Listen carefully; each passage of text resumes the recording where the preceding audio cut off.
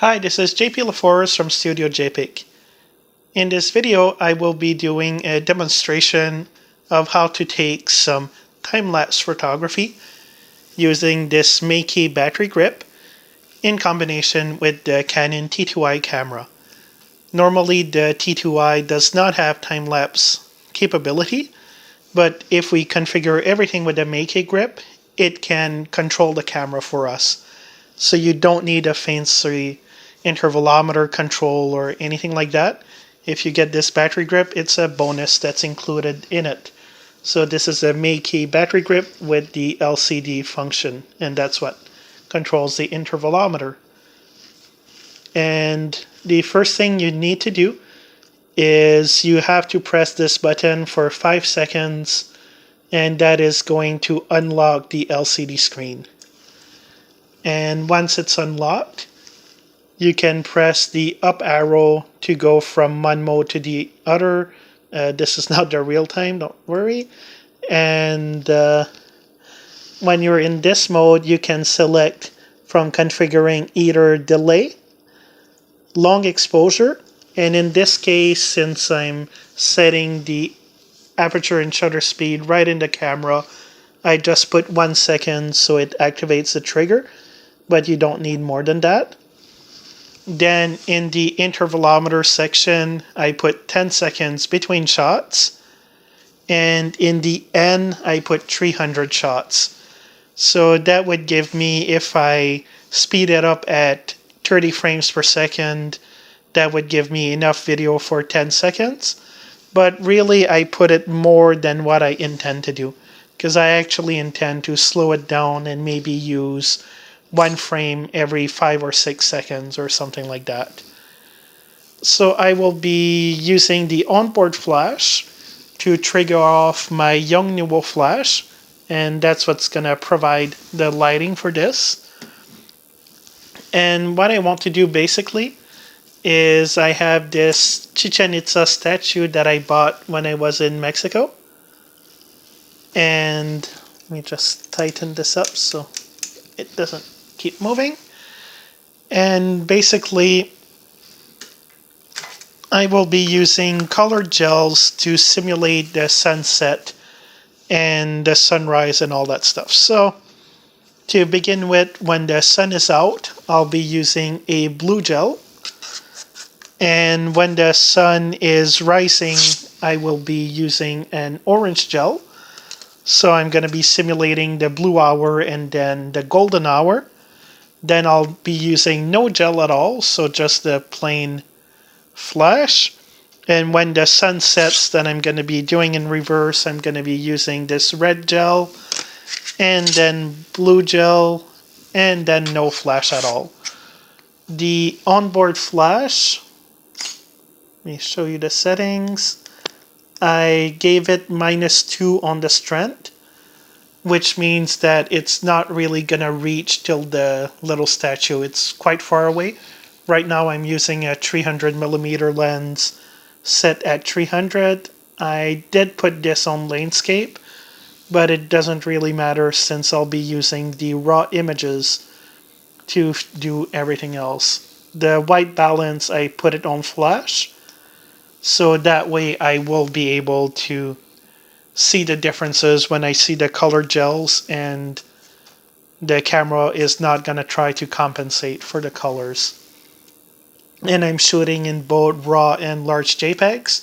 That way I can see what's going on in the JPEGs, but I'll have the RAWs to work with afterwards. So first of all, let's just take a test shot and see what it's going to look like. Place this again. All right.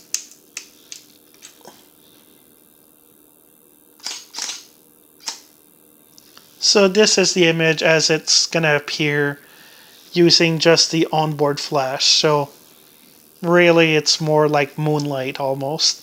And then when I introduce the Young Nuo flash, which in this case I did some tests earlier on, and when I'm using the gels, I need it at 1/8 power.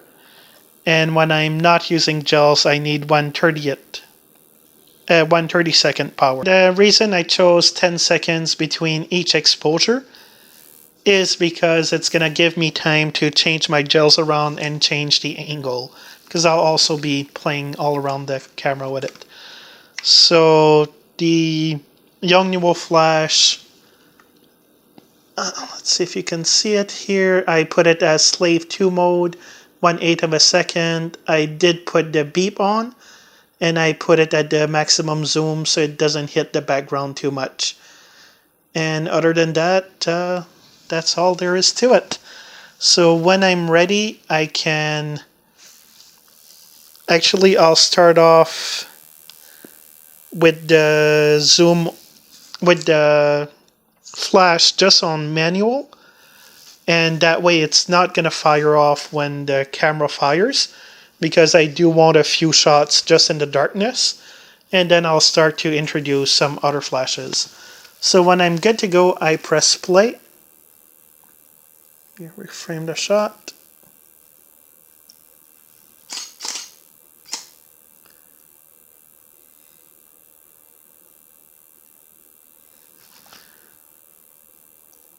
My framing.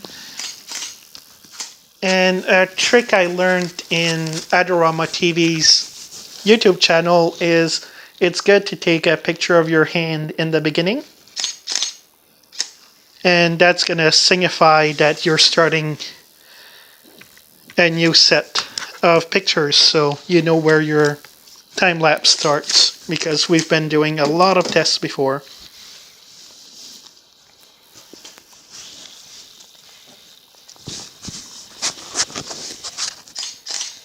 And I think that's enough in the bottom, so I'll put it S2. Then there's a few shots that I might have to delete later on. But using the blue gel, try to bounce it off the ceiling first.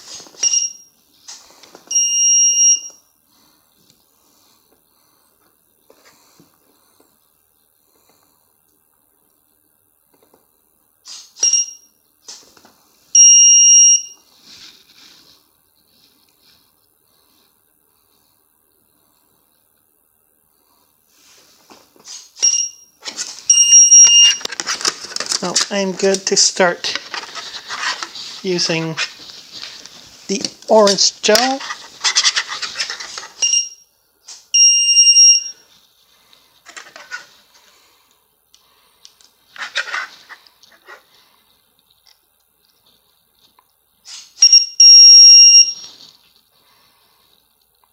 And hopefully the shadows will be moving around.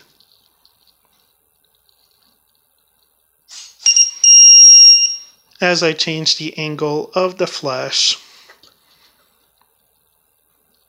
So thank you very much for watching this video. I hope you found it interesting. I'll keep shooting this shot. And now that I find that the light is high enough, I'm gonna start just using the white flash. And in the next video, I will be showing how I edit the time lapse together. So how I open up the raw files and choose the settings for them. And afterwards, how I combine it into a time lapse.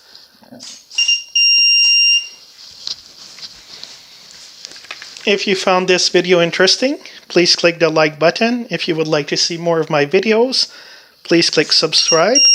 Please leave comments, questions, and suggestions below. Have a great day.